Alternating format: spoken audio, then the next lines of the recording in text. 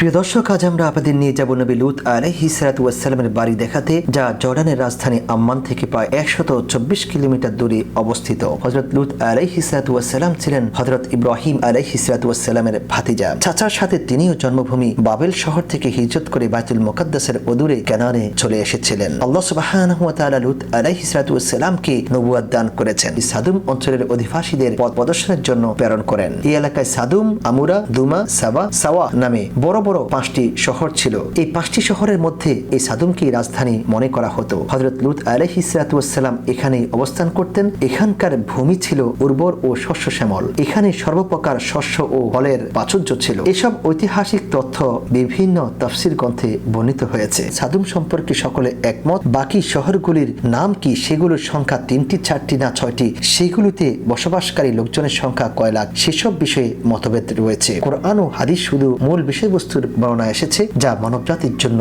শিক্ষণীয়। উল্লেখ্য যে নবী লূত আলাইহিস সালাতু ওয়াস সালাম সম্পর্কে পবিত্র কোরআনুল কারীমের মধ্যে 15টি সূরায় 87টি আয়াত বর্ণিত হয়েছে। লূত আলাইহিস সালাতু ওয়াস সালামের কওম আল্লাহর ইবাদত ছেড়ে শিরক ও কুফরিতে লিপ্ত হয়েছিল। দুনিয়াবী উন্নতির চরম শিখরে উন্নীত হওয়ার কারণে তারা সীমালঙ্ঘনকারী জাতিতে পরিণত হয়েছিল এবং মৈথুন বা সমকামিতার মতো নোংরামিতে তারা লিপ্ত হয়েছিল, যা ইতিপূর্বেকার কোন জাতির মধ্যে পরিদৃষ্ট হয়নি। জন্তু জানোয়ারের চেয়ে নিকৃষ্ট এই কওমের হেদায়েতের জন্য রব্বে কারীম হযরত লূত আলাইহিস সালাতু ওয়াস সালামকে প্রেরণ করেছিলেন। কোরআনে লূত আলাইহিস সালাতু ওয়াস সালামকে তাদের ভাই বলা হলেও তিনি ছিলেন সেখানে মুহাজির। নবী ও উম্মতের সম্পর্কের কারণে তাদেরকে ভাই বলা হয়েছিল।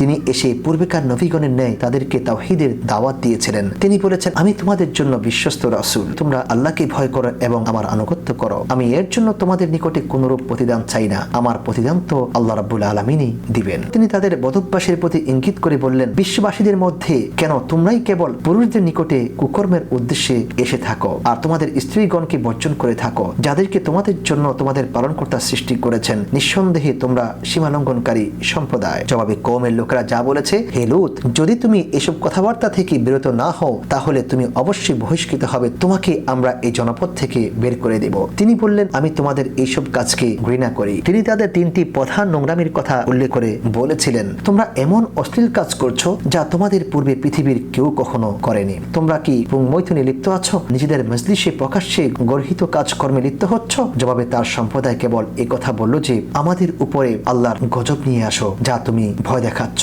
যদি তুমি সত্যবাদী হয়ে থাকো। তিনি তখন বললেন, হে আমার পালনকর্তা, এই দুষ্কৃতিকারী সম্প্রদায়ের বিরুদ্ধে তুমি আমাকে সাহায্য করো। নিজ কওমের প্রতি হযরত লূত আলাইহিস সালাতু ওয়াস সালামের দাওয়াতের ফলশ্রুতি মর্মান্তিক রূপে প্রতিবাদ হয়। তারা এতই হঠকারী ও নিজেদের পাপ কর্মে অন্ধ ও নির্লজ্জ ছিল যে তাদের কেবল একটাই জবাব ছিল, তুমি তো গজবের ভয় দেখাচ্ছ, তা নিয়ে আসো দেখি। কিন্তু কোন নবী তো সেও কওমের ধ্বংস চান না। তাই তিনি সবর করেছেন। লূত আলাইহিস সালাতু ওয়াস সালাম এবং তার সঙ্গে থাকা মুমিনদেরকে, তার পরিবারের লোকদেরকে আমাদের জনপদ থেকে বের করে দাও। এই লোকগুলো সর্বদা পবিত্র থাকতে চায়। তারা আল্লাহ ভীতি থেকে বেপরোয়া হয়ে অসংখ্য পাপ কর্মে নিমজ্জিত হয়ে পড়েছিল। কোরআন তাদের 3টি প্রধান পাপ কর্মের কথা উল্লেখ করেছে। 1 নাম্বার 2 নাম্বার রাহাজানি এবং 3 নাম্বার হচ্ছে প্রকাশ্য মজলিসে কুকর্ম করা। বলা বাহুল্য, সাদুমবাসীদের পূর্বে পৃথিবীতে কখনো এরূপ কুকর্ম কেউ করেছে বলে শোনা যায়নি। উমাইয়া খলিফা ওয়ালিদ ইবনে আব্দুল মালিক রাদিয়াল্লাহু তাআলা আনহু বলেন, কোরআনে লূত আলাইহিস সালাতু ওয়াস সালামের সম্প্রদায়ের ঘটনা উল্লেখ না থাকলে আমি কল্পনা করতে পারতাম না যে কোনো মানুষ